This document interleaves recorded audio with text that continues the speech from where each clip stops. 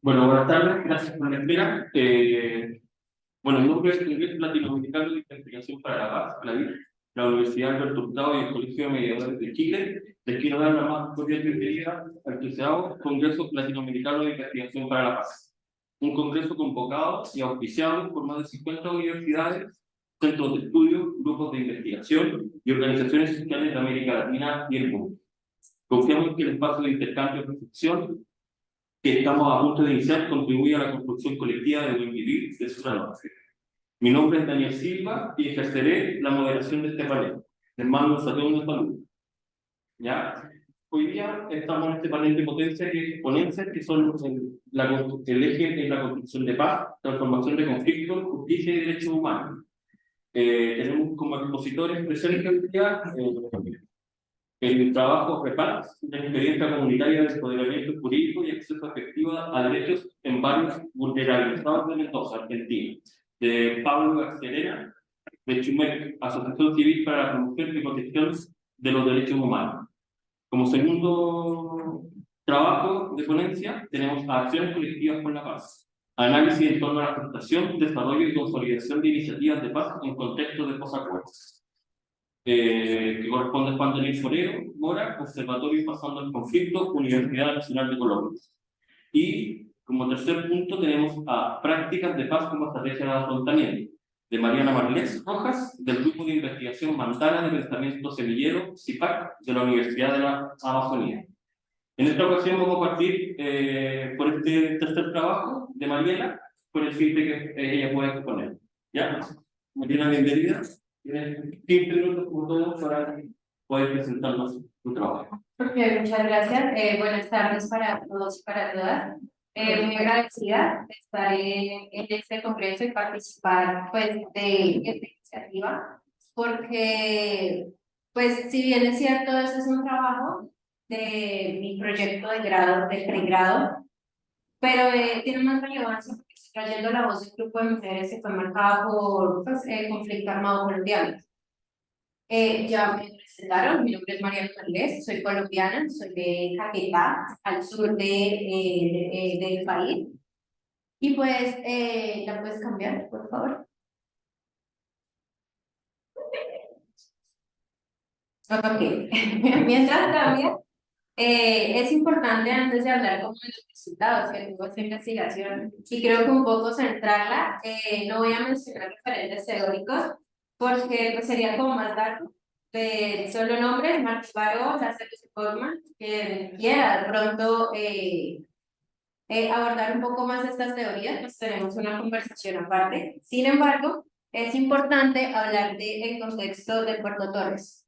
Puerto Torres es una avenida del municipio de Belén de los Andaquíes en Caquetá, que fue cruelmente golpeada por el conflicto armado. ¿La puedes cambiar, por favor? Sí.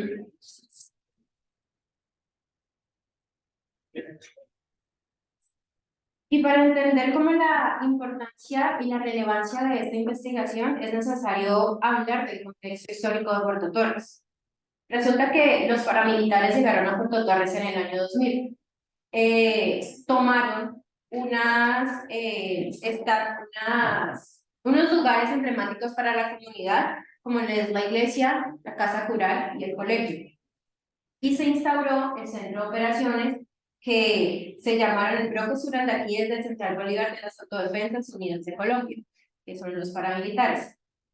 Precisamente, este es un informe que sacó el Centro Nacional de Memoria Histórica de la antropóloga forense Jeca Quevedo, que nos habla como las historias desde el silencio, pero desde la muerte también. Porque en este informe ella recopila 36 exhumaciones que pasaron en Puerto Torres. No quiere decir que en Puerto Torres solo esas 36 personas fueron víctimas, en realidad hay un río en Puerto Torres y decimos en Colombia que los ríos son el cementerio más grande que tiene Colombia, porque pues ahí desaparecieron a muchísimas personas.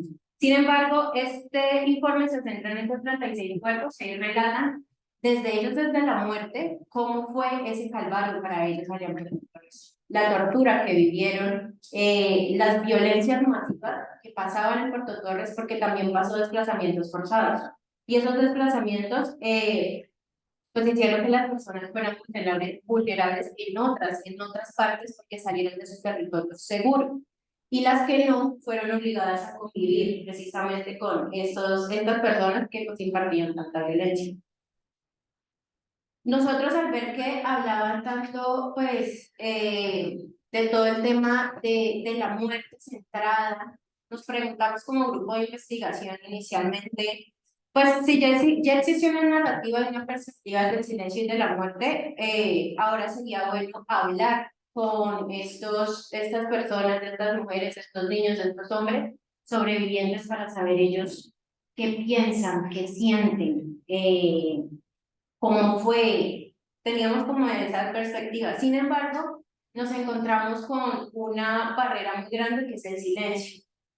Estas personas tenían muchísimo miedo de hablar de lo que vieron, de lo que escucharon, de lo que sintieron, de lo que percibieron. Entonces era el silencio, uno les preguntaba, bueno, ¿qué pasó? Ellos, no, pues minimizaban tanto la guerra y el conflicto por el mismo miedo que entonces empezaron a naturalizarlo. Nosotros usamos la metodología que no sé si de pronto ha participado en las otras ponencias, que es la mandala, los círculos de reflexión, y también fuimos agentes participativos de una serie de actividades desarrolladas en Puerto Torres. Entonces, estos círculos empezaron a ser más empáticos y ellas empezaron a confiar en nosotros. Entonces, ya ellos no nos miraban como los estudiantes de la universidad que llegan a hacernos como preguntas, hacen su artículo y se van, sino que era una convivencia más continua donde nos incorporábamos en estas actividades diarias de ellos. Asimismo, y ya pues como un enfoque un poco más psicológico, porque soy estudiante, estoy a punto de recibir mi título como profesional en psicología, nos dimos cuenta que esas prácticas que se entraban en centro poblado, prácticas comunes como la siembra, un festival que es en conmemoración a las víctimas del conflicto, unas mujeres tamboreras, que es un grupo que formaron ellas como para resignificar una serie de situaciones que están pasando, como si alguno estuvo en la ponencia de mi compañera anterior, la música empezó a ser como narcocorridos, o sea, todo muy enfocado a la violencia. Entonces, este grupo empezó a resignificar ese tipo de situaciones. Y el fútbol, puedes pasar la siguiente, por favor, fue el centro como para llegar a Puerto Torres. Una práctica deportiva nos hizo llegar a Puerto Torres.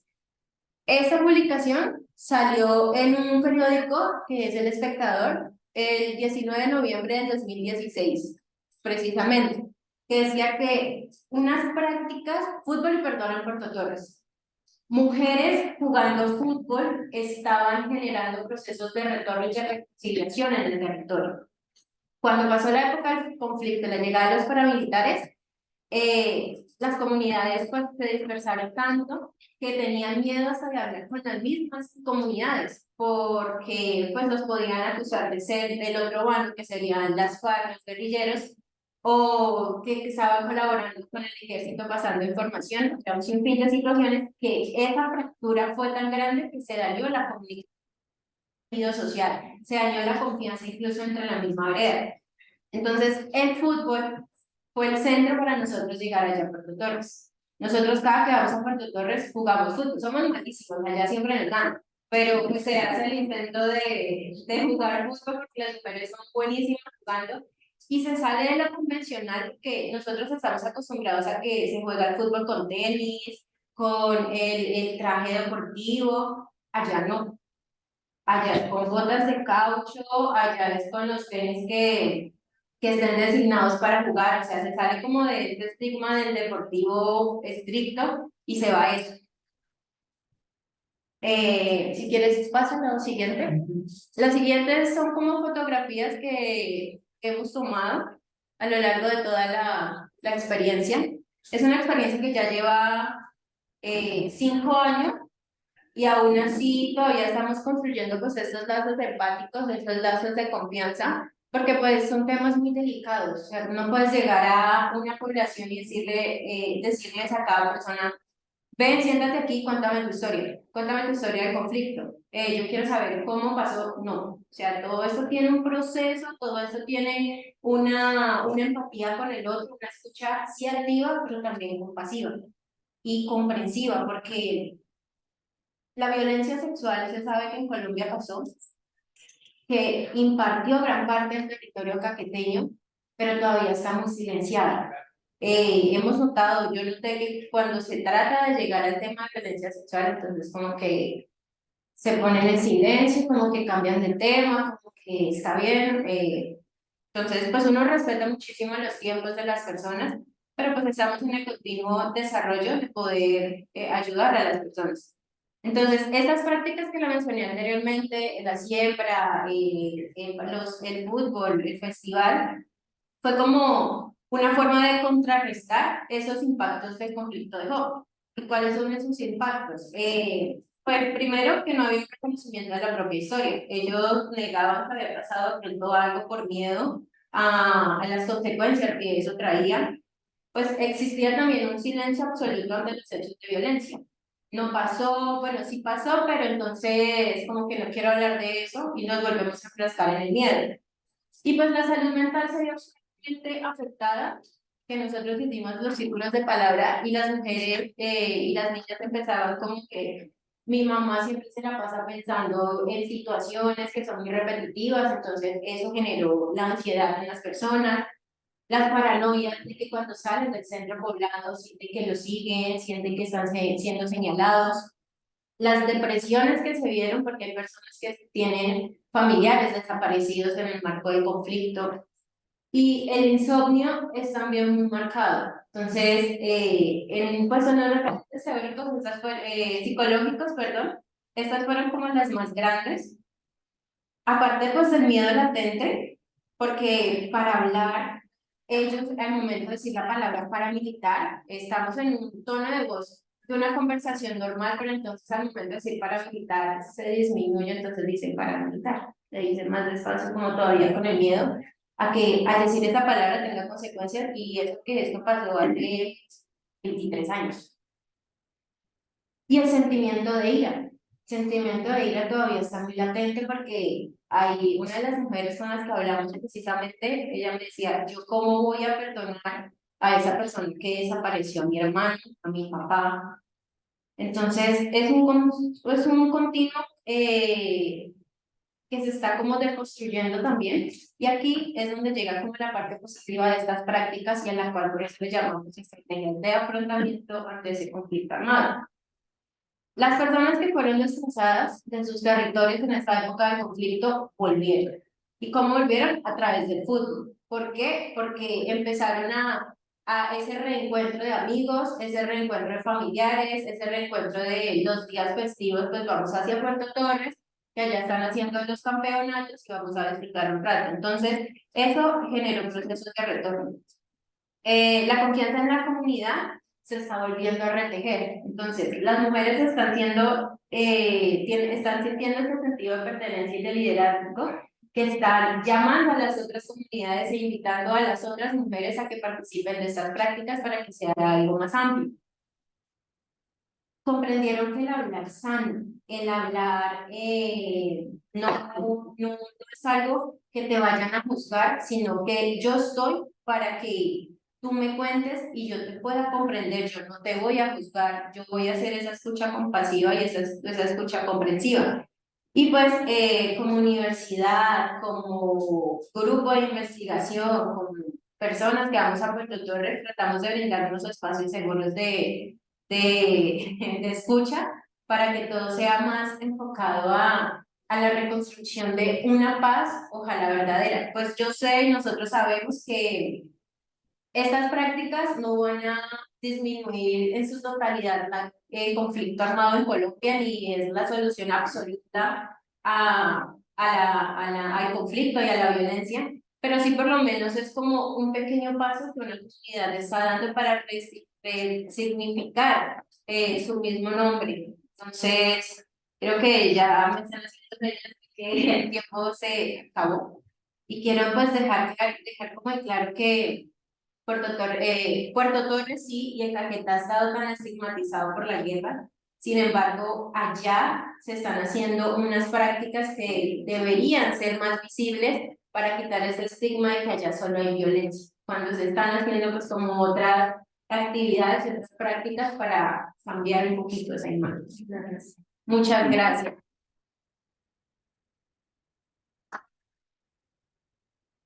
Muchas gracias por tus palabras. Digo, después de la ponencia, va a haber espacio para la revista. Así que ahí prepárenla para que pueda pasar. María. Sí. Entonces, ahora sigue. Pero que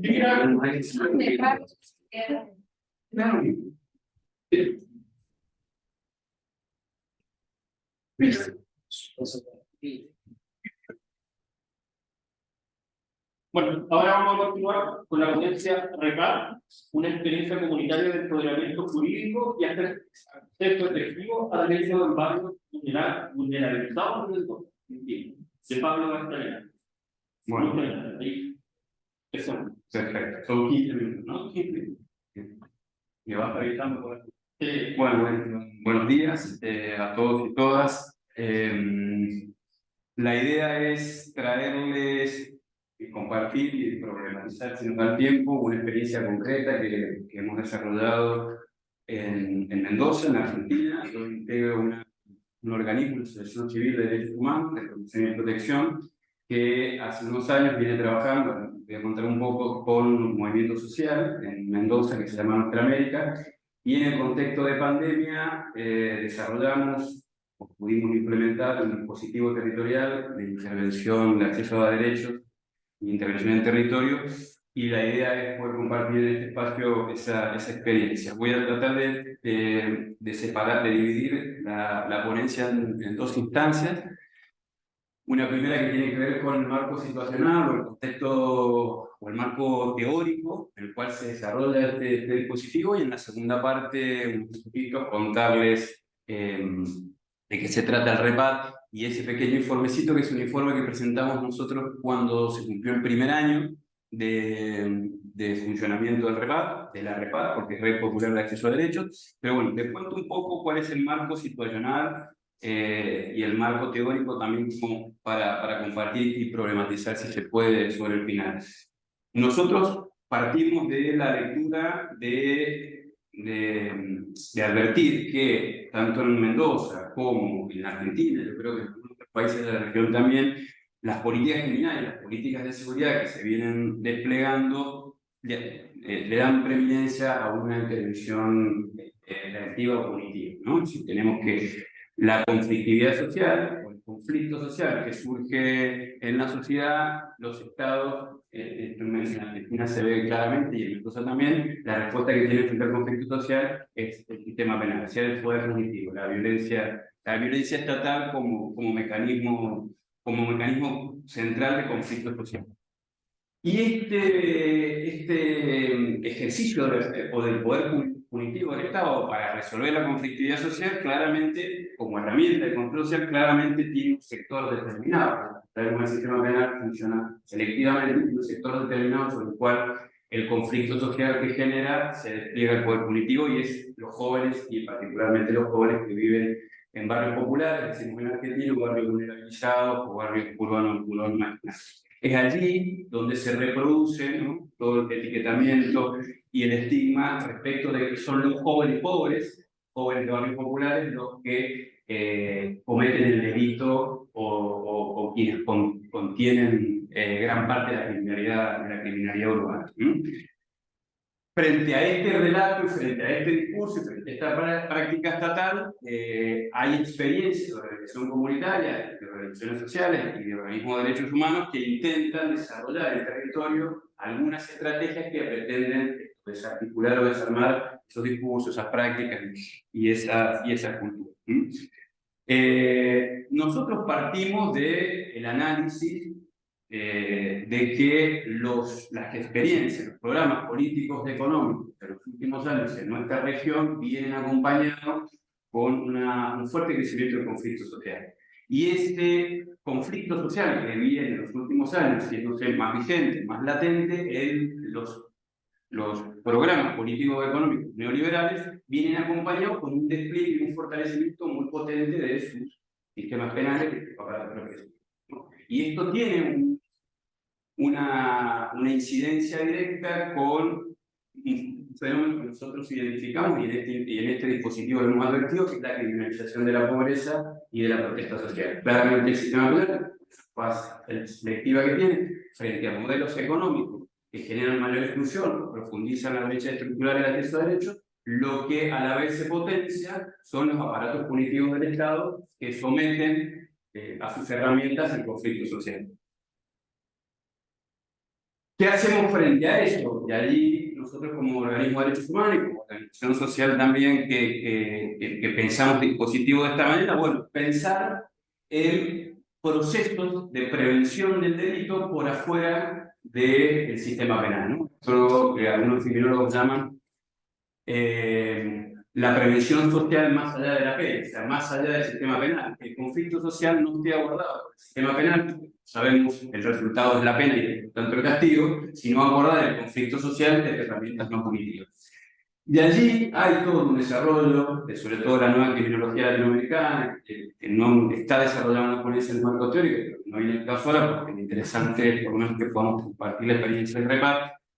Pero lo que se funda teóricamente como marco teórico de intervención es la prevención social, la prevención comunitaria, y si la prevención por afuera del sistema penal. No es la justicia penal, no es las agencias policiales, mucho menos, no puede justificar los que resuelven los conflictos, sino otro tipo de herramientas, y nosotros entendemos que esas herramientas deben ser en alianza con la comunidad. Y así hemos concebido y hemos pensado este dispositivo, ¿no? El sistema penal, sobre todo las corrientes criminológicas más recientes, piensa en la prevención del delito desde estrategias situacionales o ambientales, es decir, no analizar el por qué la criminalidad o la conducta delictiva, sino dónde ocurre el delito. Entonces tenemos enormes, extensos desarrollos de políticas de seguridad y políticas criminales donde es el ambiente en el que ocurre el delito, ¿no? Iluminar las plazas, las paradas de colectivos, modificar el ambiente donde ocurre el delito, los barrios y la urbanización, donde el delito se produce, pero nunca trabajan sobre las causas del delito. Esto lo que genera, criminología moderna conocidas como las actividades rutinarias, como la vida cotidiana, es decir, asumir en la vida cotidiana el riesgo que significa el delito. Y hay una doble dimensión. La víctima es parte responsable también, eso, los horarios donde caminamos por la ciudad, los lugares donde caminamos por la ciudad, cómo nos vestimos, se viste sobre todo las mujeres, si la víctima empieza a recargarse de responsabilidad respecto a la ocurrencia del delito. Y por supuesto, como contracara, lo que ocurre es lo que un criminólogo y jurista argentino denomina Zaffaroni, que es la criminología del otro. Como contraparte empieza a construirse esa persona, esa tríada, riesgo, peligro de prevención, que genera quién es el que comete el delito. Bueno, quién es el que comete el delito urbano en nuestras ciudades, son los pibes, los jóvenes que habitan los barrios populares. Entonces se crea, se configura el estigma o el etiquetamiento en lo que se denomina el enemigo interno, ¿no? Entonces, así como las políticas criminales que desarrollaban los estados terroristas, las experiencias antidemocráticas, por ejemplo, Argentina, el delincuente subversivo era el peligro para la sociedad, nos encontramos 40 años después que el peligro es para la sociedad porque es poseedor del riesgo, por lo tanto, el que comete el delito son los pibes que viven en el barrio popular. Entonces empieza, como contracara de eso, empiezan a generarse procesos de exclusión y segregación social. Nosotros tenemos en Mendoza barrios donde los pibes no pueden salir porque hay procesos de gueto, porque los pibes cuando salen de los barrios inmediatamente son detenidos o son aprendidos o son emulados por la policía y los vuelven a mandar a sus barrios, o pibes que logran ir a los espacios públicos como los shopping o los malls, inmediatamente son identificados por las agencias policiales, son demorados en las comisarías y son permitidos nuevamente en los barrios. Bueno. En ese contexto es donde surge la idea de la REPAC, que es la Red Popular de Acceso a Derechos, porque nos encontramos en la pandemia pibes que vivían en el barrio popular, la mayoría de ellos jóvenes que trabajaban en la economía social o en la economía informal, no podían ir a trabajar porque inmediatamente la policía los detenía, en Argentina era un delito, la violación, el delito penal, la violación de la cuarentena, tanto la criminalización y la prisionerización estaban exponencialmente sobre este sector social, jóvenes de barrios populares. Entonces ahí desplegamos este dispositivo que estaba conformado, como les decía, por SUME, que es una organización de derechos humanos, significa Sol, en Huarpe, que es una comunidad indígena originaria en Mendoza, y Nuestra América, que es un movimiento social, la tradición de los movimientos sociales en Argentina, que tiene un clivaje o una inserción territorial de construcción de poder comunitario, de organización comunitaria. Allí el objetivo inicial fue la atención primaria jurídica, o sea, ir a los barrios para ver cuáles eran las necesidades jurídicas insatisfechas, sobre todo en periodos de mucha profundización de las crisis sociales, y el periodo de pandemia fue la seguridad social, fue la demanda inicial. El otro fue abordar situaciones urgentes, sobre todo de violencia, tanto violencia institucional, la policial se lleva ahí casi la totalidad de los casos, y las violencias intracomunitarias o intrafamiliares, la violencia de género, que es como una de las violencias que claramente más se visibiliza. Y a partir de allí pudimos empezar a diseñar algunos protocolos de actuación, sobre todo con los pibes cuando se movían dentro del barrio en relación a los casos de abuso policial, y después protocolos de actuación sobre casos de violencia intercomunitaria, intrafamiliar, y específicamente casos de violencia jurídica, de violencia de género. Lo interesante de este dispositivo, que está compuesto alrededor, que va mutando, que van entrando y saliendo, son alrededor de 15 chicos jóvenes, la mayoría abogados y abogadas, y también trabajadores sociales y psicólogos que hemos incorporado, y la idea es la planificación, junto con el referente territorial, de las problemáticas del barrio, las demandas concretas que tengan en esos territorios, y después la posibilidad de empoderamiento jurídico. Nuestra experiencia, y queremos compartir la de la herramienta de empoderamiento jurídico y de abogacía comunitaria, es que los referentes en cada barrio empiezan a adoptar y empiezan a incorporar herramientas técnicas jurídicas básicas y elementales, sobre todo los vinculados a estos derechos, que permiten de algún grado la autonomía del espacio de la organización comunitaria, y, por supuesto, la no mediación por parte de dispositivos del Estado, que lejos hoy están de garantizar el acceso a derechos, están mucho más orientados y abocados al control social y disciplinamiento de esos sectores a través del sistema penal. Entonces, lo que logró ese dispositivo, que originalmente estaba pensado para atención primaria sociojurídica, hoy, a 3 años de su creación, tenemos un dispositivo mucho más potente, donde estamos hoy discutiendo en territorio la posibilidad del empoderamiento jurídico de su referencia. Este año hemos arrancado por primera vez con un curso de promoción de promotoras y promotores en violencia de género, donde hemos sumado a pedido de las propias referencias de los referentes comunitarias, el trabajo sobre la masculinidad y sobre los varones, y sobre el rol de los varones en las relaciones intrafamiliares en esos sectores sociales. ¿Cómo venimos con el tiempo? 3 minutos. Bueno, yo les quería ir para cerrar y mostrando, si querés ir pasando. Eso es el primer informe, nuestro primer año de trabajo. El dispositivo tiene una intervención territorial, lo que se denomina Gran Mendoza, que es el conurbano de Mendoza, que es donde vive casi la mitad de la población mendocina. Estamos hablando que Mendoza tiene 2 millones de personas, el Gran Mendoza viven alrededor de 800.000. No sé si, a ver, vamos al principio, voy mostrando. Estos son los temas que surgen de la atención jurídica, de la atención primaria, ¿no? DNI, o sea, identidad, ANSES de Seguridad Social, la Administración Nacional de Seguridad Social, temas de familia, temas registrales de vivienda y penal. Estas son las temáticas que surgen en la demanda en los barrios. Ahí sí puedes pasarlo. Estas son las consultas sociojurídicas. Fíjense la centralidad que tienen los temas de familia. Temas de familia, allí está, no sé cómo se dice acá, pero el régimen de comunicación, responsabilidad parental, tenencia, cuota alimentaria. Lo otro que tiene, en menor entidad, pero también un porcentaje importante, es lo penal, y dentro de lo penal se lleva casi todo violencia de género, que ahora van a ver que quien se acerca a estos dispositivos son centralmente mujeres. Después, cuestiones laborales, migrantes, vivienda. No sé si querés ¿Pasar? ¿Ah? Ahí.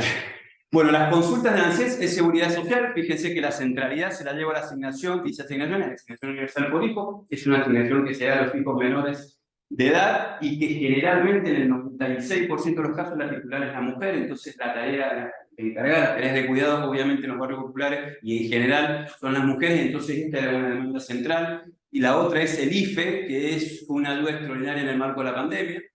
Ahora sí pasamos a esa, y esto es lo que yo les señalaba al principio, que el 77% de las personas que atendemos son mujeres. La atención jurídica primaria es consultada en la mayoría de los casos por mujeres. No sé, la última, y ahí sí ya cierro. Cuando usted diga. El computador. Bueno, la idea, sí, para ir cerrando, estos son los obstáculos de acceso a derechos que hemos identificado: la inexistencia de defensores oficiales en el tema de familia, los abogados ad hoc, también el tema de familia y el tema penal, la burocracia judicial, digamos, la imposibilidad del acceso, el lenguaje claro, la inexistencia del lenguaje claro.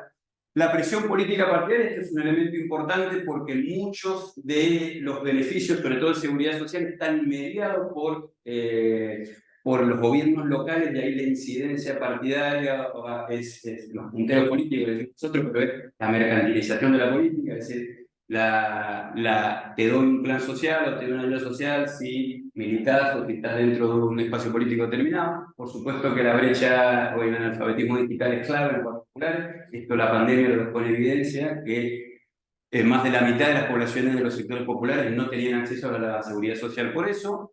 Los dispositivos tecnológicos que vienen con lo anterior y los turnos en las oficinas de seguridad social. Bueno, y con eso cerramos. Muchas gracias y quedo para el final si hay algo.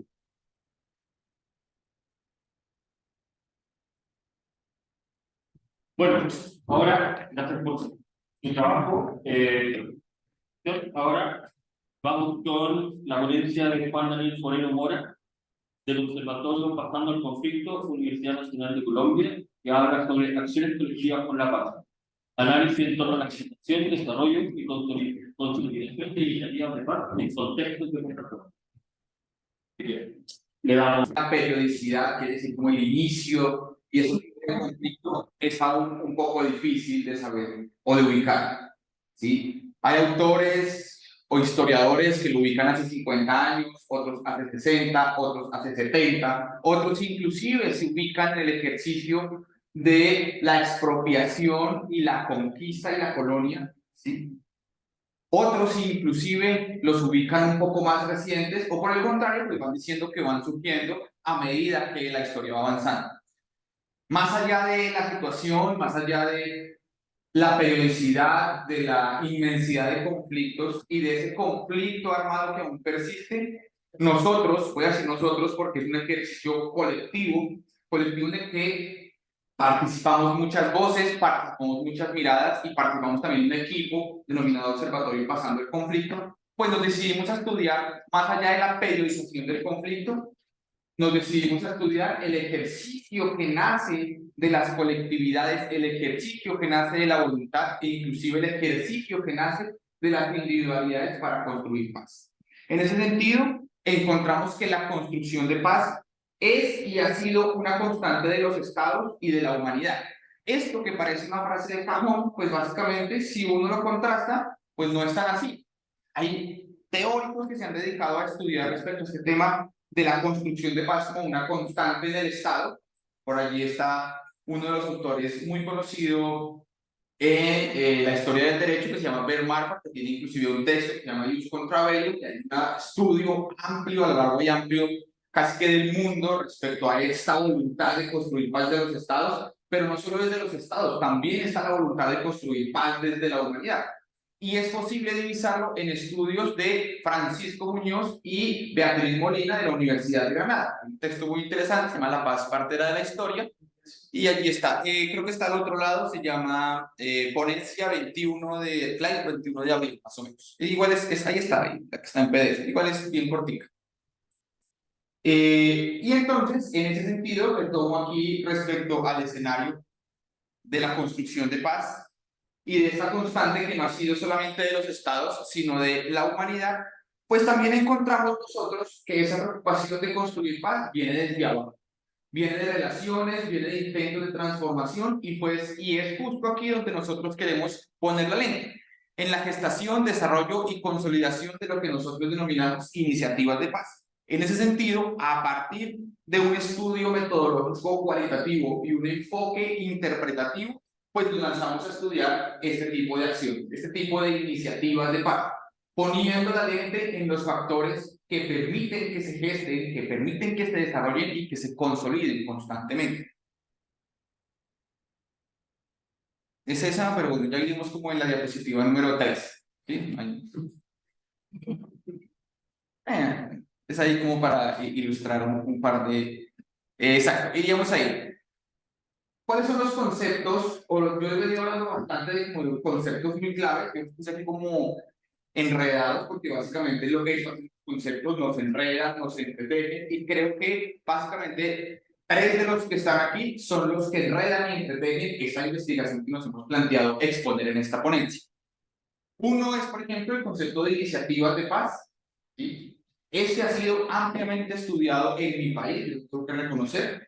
¿Sí? Hay inclusive una de las conceptualizadoras de este concepto que estuvo aquí en esta sala, Esperanza Hernández, incluso ya no la reconocieron. Sin embargo, nosotros como observatorio nos adentramos a proponer nuestra propia definición por lo siguiente, porque nosotros conseguimos que las iniciativas de paz son acciones colectivas que buscan hacer frente a las causas e impactos que derivan de los diversos tipos de violencia, diversos tipos que pueden ubicarse en la directa, en la cultural o en la estructural, y que además tienen un fin o están destinadas a transformar realidades específicas o concretas a partir de una noción de paz desde abajo.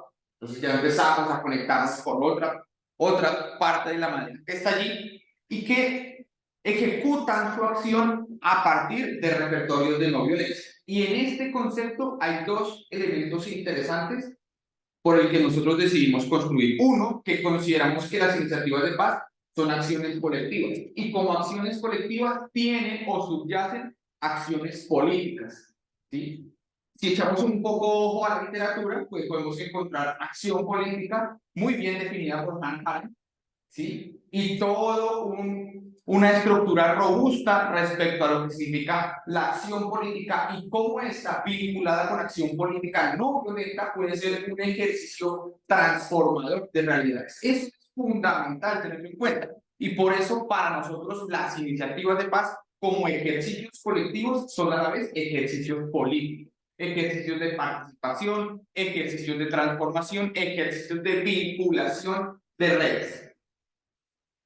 En este punto, en este marco, pues básicamente estas iniciativas construyen paz desde abajo. Paz desde abajo es lo que se ha venido trabajando bastante, que se ha empoderado muchísimo a lo largo de los últimos años, específicamente en los estudios latinoamericanos, muy a pesar de que venga de una línea muy del estudio del derecho, ha ido tomando fuerza y ha ido avanzando hacia otro tipo de estudios, y es básicamente pues que la paz no viene construida desde arriba, es decir, que la paz no puede implantarse desde una persona, desde un grupo, desde un estado que decida yo le arrojo la paz a las comunidades de esta forma, sino que básicamente debe arrancar, debe nacer del seno de la participación de la sociedad, debe empezar a construirse desde una ubicación contextual, desde un reconocimiento de situaciones, características, elementos, debilidades, fortalezas que se encuentran en donde, en los territorios, y que quienes las conocen, las personas que habitan los territorios. Es necesario, se escala la paz, viene desde abajo. ¿Sí? Una de las formas en las que se expresa en la realidad esa paz desde abajo son estas iniciativas de paz. ¿Sí? De esta forma, las iniciativas de paz son una expresión de la paz desde abajo y terminan ensanchándose en el universo global del estudio de la paz. ¿Sí? Porque estudiar la paz debe convertirse en un ejercicio y en una apuesta constante de ver la paz desde la paz. Esto es una apuesta que han venido fortaleciendo mucho los irenólogos o pazólogos, o como le quieran llamar ellos, españoles sobre todo, muy ahora nosotros los latinoamericanos nos hemos puesto, como diríamos nosotros, la 10, ¿sí? O la camiseta para estudiar paz desde la paz, ¿sí? Y básicamente, ¿qué ha pasado? Y esto es, mostrándome cuánto tiempo me queda. 7 minutos. Ah, bueno, perfecto. Saltándome y abriendo un poco el contexto, digamos, en nuestro país se hizo muy famoso el estudio de la paz desde una corriente que se llamó la violentología. ¿Sí? Fue muy fuerte sobre los 80, muy fuerte sobre los 90 y básicamente tuvimos un diagnóstico extremo por académicos, muy lindo, muy hermoso, hay que reconocerlo, sobre nuestra situación de conflicto armado y sobre algunas posibilidades. ¿Sí? Y a esa corriente se le denominó violentología. Y ahora ha venido tomando fuerza esta corriente de la pazología, que es donde siempre o nosotros como grupo, como colectivo, como apuesta de investigación, como apuesta de transformación, nos hemos querido parar. Y es, hay que estudiar la paz desde la paz. Y allí hay un montón de cosas por explorar. Porque la paz, al igual que esta figura que está aquí, pues básicamente es una madre enredada de muchas cosas, una madre enredada de conceptos como iniciativa de paz, como paz desde abajo, como transformación social, como acción colectiva, como acción política, etcétera, etcétera. Sobre esta estructura se paran los resultados que vamos a presentar a continuación. Y es que tiene, pues evidentemente, un escenario metodológico, lo que queremos presentar a continuación.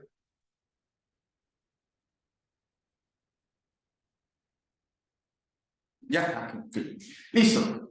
Este estudio de acciones colectivas por la paz no es un estudio totalizante, eso hay que reconocerlo. Tiende más a un estudio de caso y un estudio de caso comparado.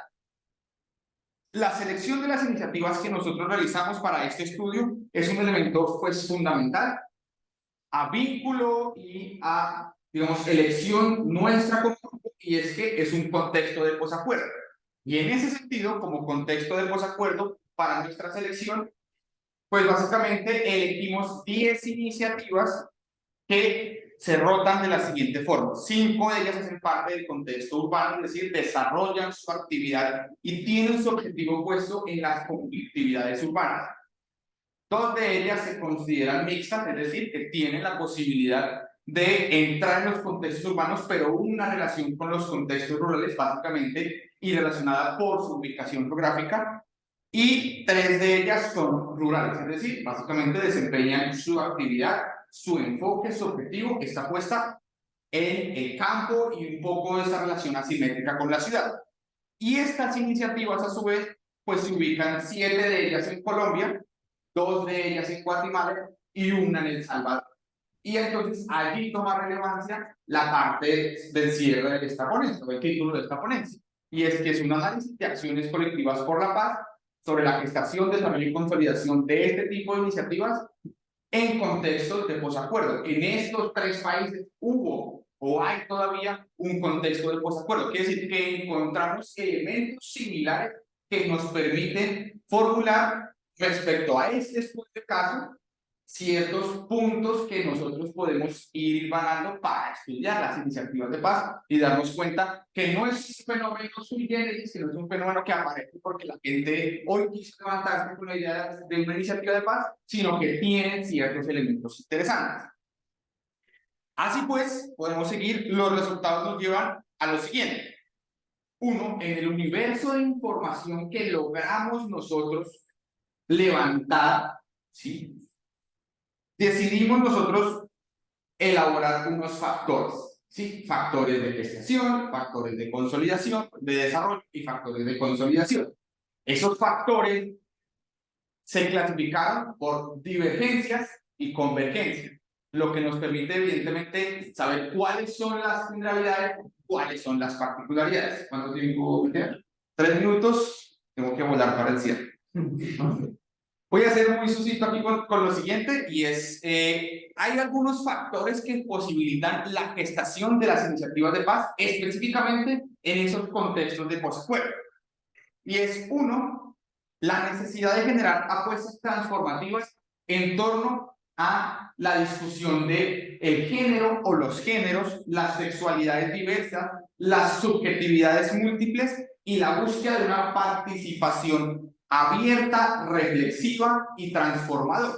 esta es un factor de gestación que se ubica o que se centra más en las iniciativas de paz de corte urbano y un poco más de corte mixto. Las rurales no se preocupan o no están puestas en un nicho muy centrado en esto. ¿Por qué? Porque las rurales en estos factores que posibilitan la gestación están puestas en territorios de alta conflictividad social, económica y política en las que el conflicto armado, que en los 3 países del estudio de casos se enquistó bastante en la ruralidad. Si uno hace un estudio rápido por El Salvador, Colombia y Guatemala, pues se da uno cuenta que hay un enquistamiento del conflicto armado en las zonas rurales. Pues básicamente esto terminó siendo un factor fundamental para la gestación de iniciativas de paz en contextos rurales. Pero a pesar de todo ello, y pareciera que fueran disímiles, encuentra uno algunos factores que se combinan o que corresponden a ambos tipos de iniciativas. Y es que en ambos existe como la comunión de preocupaciones y propuestas alternativas para que las poblaciones resistan y encuentran razones para defender y proteger los territorios a través del diseño de múltiples actividades, múltiples plataformas, múltiples roles. En ese sentido, hay unos elementos o algunos factores que posibilitan la creación y que tienen una comunión en esos 3 tipos de contextos de posacuerdo. ¿Sí? Entonces, pareciera uno al principio decir como, pues las iniciativas de paz son diferentes en todos los países, de acuerdo al contexto, pero no. Hay elementos o hay factores similares, es decir, muy parecidos, que permiten este tipo de gestación. Igual pasa en los factores que posibilitan el desarrollo y la consolidación. Hay factores que responden exclusivamente a las iniciativas de corte urbano, como por ejemplo el entendimiento de que la iniciativa es una puesta en un contexto, tiene unos objetivos, unos alcances, y que éstas pueden ir moviéndose o ampliándose de acuerdo a la coyuntura. Entonces uno encuentra en las iniciativas de paz de un corte o de contexto urbano que posterior a su creación y en ese escenario en el que hay que desarrollarse y consolidar como una iniciativa, pues estas tienen mayor capacidad para ampliar su nicho y su objetivo. Es decir, que pueden ser un poco más camaleónicas a la hora de decidir su ejercicio de actuar. Por ejemplo, en las rurales hay una diferencia y es que estas tienen mayor disponibilidad en un ejercicio de desarrollo y consolidación a la apertura y a la creación de redes y lazos de cooperación. Entonces se encuentra uno en esas iniciativas de corte rural que tienen la posibilidad o que están más abiertas y dispuestas a siempre estar tejiendo redes con la de aquí, con la de allá, del otro lado. Listo, voy a la conclusión porque creo que se me acabó el tiempo, y es que básicamente en el tránsito por las experiencias colectivas de paz se logró concluir que son grandes gestoras e impulsoras de la transformación desde abajo, es decir, la transformación desde los territorios, que en los ojos de evaluaciones o de políticas públicas, o en los ojos de, digamos, de evaluadores de situaciones o de contextos, parecen no ser mucha cosa, pero el ejercicio que realiza una iniciativa de paz, si sea en el contexto o en las mínimas relaciones, es extremadamente transformador. De verdad es capaz de cambiar vidas, es capaz de cambiar contextos. Por eso, básicamente, este tipo de ejercicios son importantes de acompañar, de instruir, sobre todo de buscar hacer redes y básicamente de buscar otro tipo de investigaciones que nos permitan a nosotros seguir alimentando en un proceso de doble vía desde la academia, desde la sociedad, este tipo de ejercicios que básicamente construyen paz en muchos territorios. Gracias.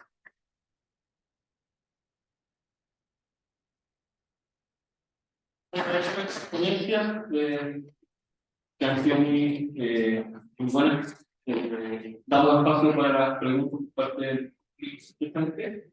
La idea es que fueran concisas, breves y cada expositor tendrá 3 o 4 minutos para contestar. Bien. Yo tengo una pregunta que me he repetido en varios que tiene que ver con una de las anteriores, que había recursos para muchas cosas. la presión para la seguridad. Y cuando hablamos de recursos para esta iniciativa, me gustaría saber, tanto en Mendoza, en Colombia, ¿cómo financian, cómo obtienen recursos para poder hacer el trabajo que ustedes hacen? ¿Es fácil, difícil, dinero cae así, o hay que salir a correr, como dice acá, un tarrito, ¿cierto?, para que alguien coopere con los recursos? ¿Cómo funciona el tema de financiamiento de estos proyectos? Necesito llegar igual. Bueno, yo voy a dividirlo en dos partes rápidamente para que me alcance el tiempo. Uno, respecto a las iniciativas de base de las que hemos estado mencionando, uno ya no puede funcionar básicamente si no hay dinero de cooperación, si no hay dinero del Estado, dinero que inyecte, y uno se encuentra que básicamente la economía solidaria, ¿sí?, la autoorganización y autogestión es una de las formas, una de las grandes formas en las que este tipo de iniciativas se sostiene, pero también la creación de redes. Eso es una cosa fundamental y que, digamos, permite el desarrollo y la gestación de grandes iniciativas. Por otro lado, digamos, nosotros como organización, como observatorio pasando el conflicto, estamos asociados a una estructura académica que es la Universidad Nacional de Colombia, ¿sí?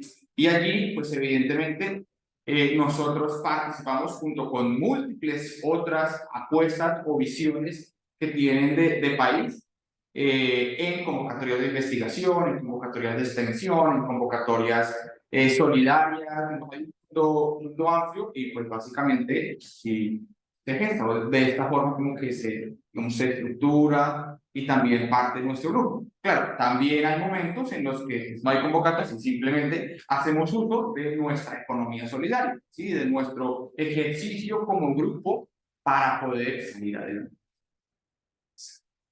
Yo complementaría porque vamos como muy de la mano. En el grupo de investigación pues participamos en las convocatorias que pues saca la misma universidad, nos dice te damos 7 millones para que hagas un proyecto de investigación, pero entonces ten en cuenta lo mínimo que nos dan para desarrollar todo un proyecto de investigación en un año. O sea, 7 años son 7 millones para un año de investigación. Y es algo curioso porque las cooperativas internacionales son las que nos han apoyado a nosotras, en el ejercicio de todo el proyecto de investigación. Pero pues es como buscando esta convocatoria aquí, mire, ¿qué intentas con la convocatoria? Entonces, luego con la convocatoria para poder pues tener esa oportunidad para desarrollar los proyectos. Porque si no, pues no podríamos desarrollar los proyectos de investigación con las ciencias. En el caso nuestro, creo que es un problema que tenemos todos. Sí, las universidades, evidentemente, muy de manera marginal y periférica, hacen un gran aporte, ¿no? Creo que la universidad sigue siendo un reducto, sobre todo donde no solamente se discute y se disputa el sentido o lo hegemónico, sino también cuando se despliegan instrumentos en el territorio, la universidad está al menos merodeando. Por lo menos en Argentina, la universidad pública tiene, en algunos lugares, tiene una presencia y un compromiso que no es solamente la gestión universitaria, sino con los procesos de cambio. Y después, en el caso nuestro, el dispositivo de REPAR es militancia o activismo en derechos humanos. SUMA, que es una organización que tiene 15 años en Mendoza, que tiene un recorrido en el inicio estratégico y sobre todo en abuso eclesiástico, y hace un par de años se ha vinculado con el movimiento social y ha empezado a trabajar en el territorio. Pero ahí no hay ningún recurso más que el aporte, más que el voluntariado, el activismo y la militancia en derechos humanos. Por eso la mayoría son jóvenes y son pibes y muchas pibas en los últimos años, que ya estamos más grandes, más viejos, no podemos obtener esos espacios porque asumimos otras obligaciones personales. Exacto. Gracias. Me gustaría saber, en la experiencia argentina, ¿qué herramientas de autonomía del espacio comunitario utilizan en su proyecto? Mira, nosotros lo que pretendemos, el dispositivo lo vamos sistematizando, le damos un marco teórico a conectar. En realidad fue primero una demanda del territorio y después pensamos en un dispositivo de intervención. Y el marco teórico se lo fuimos construyendo, el marco de referencia.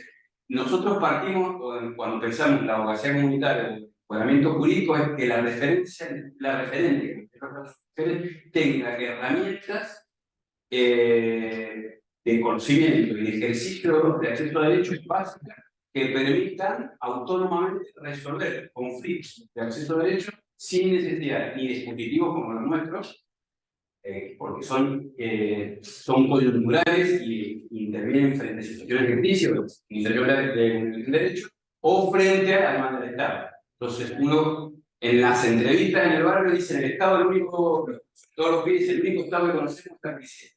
O sea, como una representación del Estado, como la agencia policial o el sistema penal. Entonces, la autonomía la estamos pensando como la posibilidad del empoderamiento jurídico, de la referencia comunitaria, para poder ejercer efectivamente los derechos, o por lo menos para esos derechos. Y herramientas de autoprotección, todos los casos de abuso policial, porque ahí está el abuso policial, digamos, o la violencia institucional, ¿no? Vista como abuso policial. Comprendo.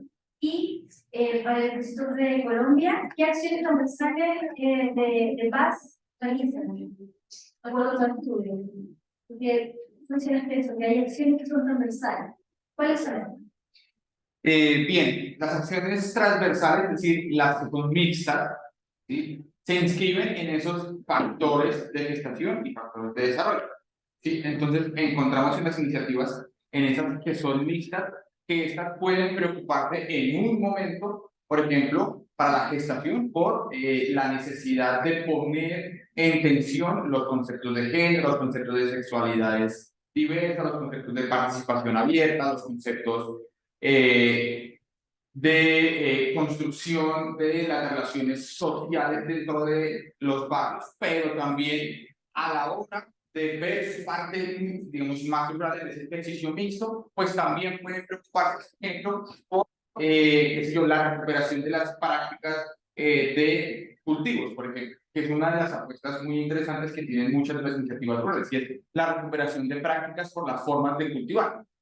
¿Sí? Entonces, hay iniciativas que se mezclan entre estos dos, por ejemplo, entre estos dos elementos, ¿sí? Y pueden inclusive mezclarse también, pues, digamos, o generar alianzas entre urbanas y rurales sin que sean mixtas. Es otro ejercicio interesante y que, pues, claro, digamos, en esta ponencia o en esta apuesta de investigación, no lo profundizamos, pero que puede ser un nicho de profundización. ¿Sí? ¿Qué pasa con esas, o cómo se tejen esas redes? Pues es otra apuesta interesante de investigación, y es cómo se tejen redes entre iniciativas. ¿Qué es lo que pasa allí?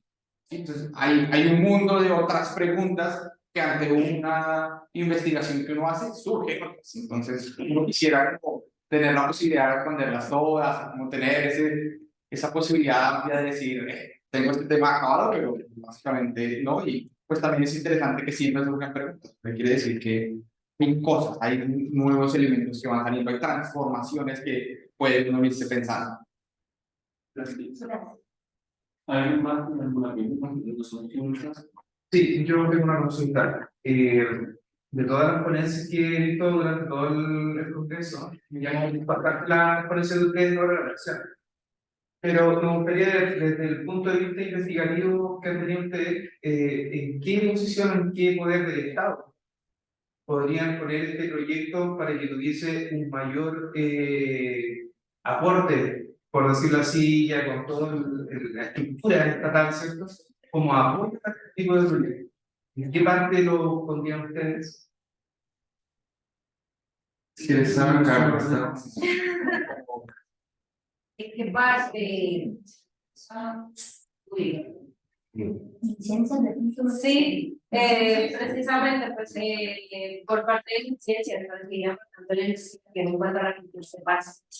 Sería como el eje institucional en Colombia, en ciencias, el Ministerio de Ciencias y Educación. Sí, podría ser. Ciencias Educativas. Eso podría que es por cambio de gobierno, lo que era el Ministerio de Ciencia, que estaba tan cerrado a determinado tipo de investigación, pero lo que nos permitió es que hay bastantes convocatorias en donde la paz tiene una prioridad.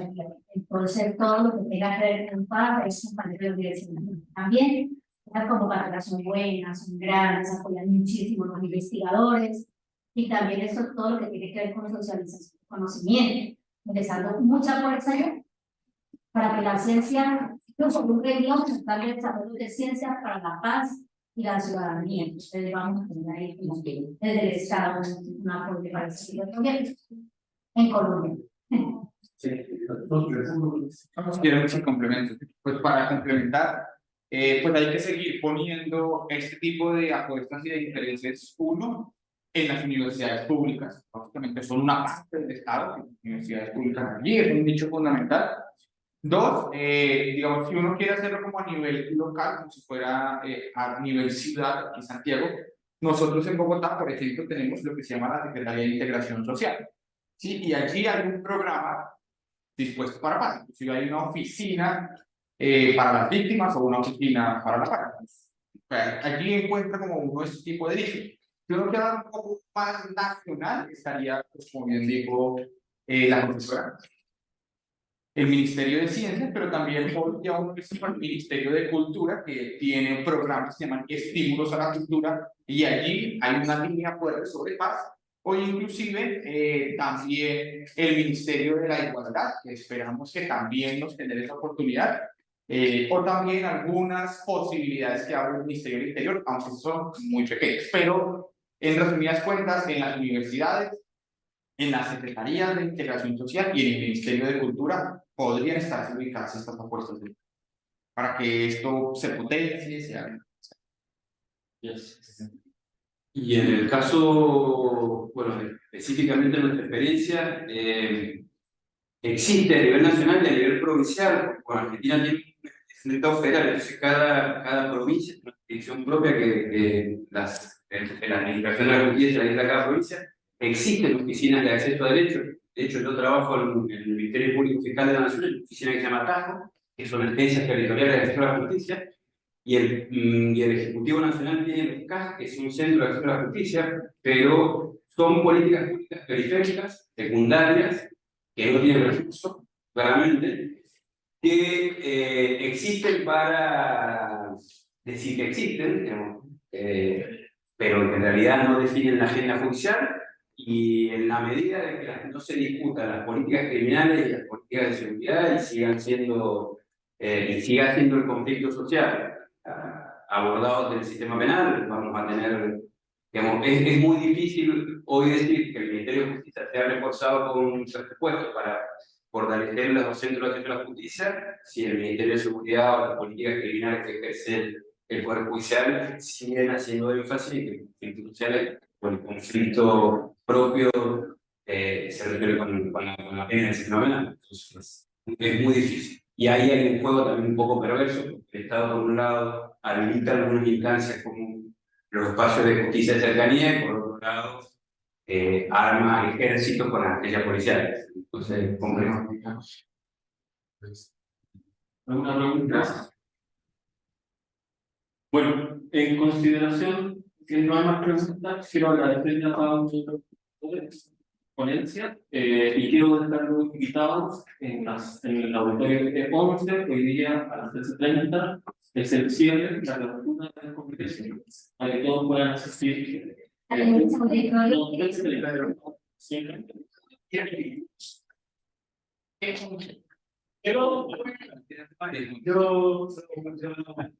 Auditorio E11. Sí.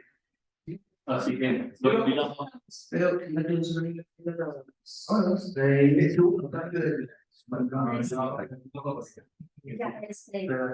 Así que le damos una función. Bueno.